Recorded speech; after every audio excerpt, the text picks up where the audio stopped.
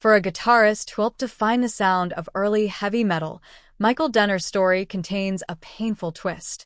He stood at the center of some of Mercyful Fate's most influential music, yet when the band returned to the stage decades later, he was nowhere to be seen. And this wasn't simply a case of a musician choosing retirement. Behind the reunion was an unresolved personal conflict that Denner himself described as deeply painful. So how did one of metal's most important guitarists end up on the outside looking in? Denner's journey began in Denmark, where he developed a fascination with loud guitars and the emerging heavy rock sound of the 1970s. He played in early groups including Bratz before becoming part of the musical world that would eventually produce Mercyful Fate. His distinctive guitar work became a crucial part of the band's identity, particularly on the classic albums Melissa and Don't Break the Oath.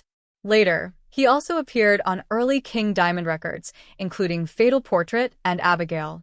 For a while, everything seemed almost perfect. The music was becoming legendary, the audiences were growing, and Denner was helping create a sound that would influence generations of metal musicians.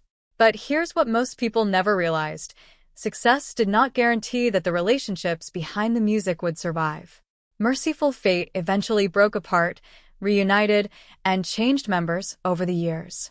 Denner continued making music through projects including Denner/Sherman, Force of Evil, and eventually Denner's Inferno. He wasn't disappearing.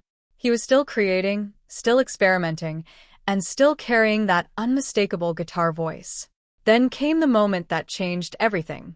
When Mercyful Fate's reunion was announced, Denner discovered he had not been invited.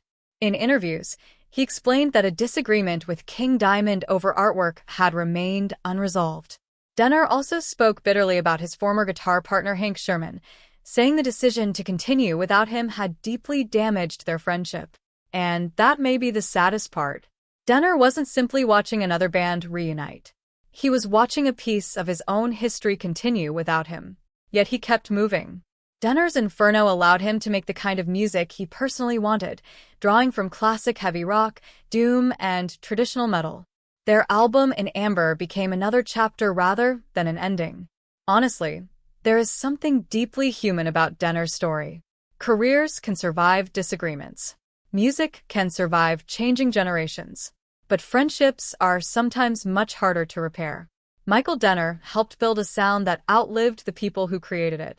And perhaps his greatest legacy is not that he was left outside the reunion, but that even after being hurt, he kept picking up the guitar. Because sometimes the most heartbreaking chapter of a musician's story is not the moment the music stops, it's the moment the music continues, but without the people who once made it feel like home.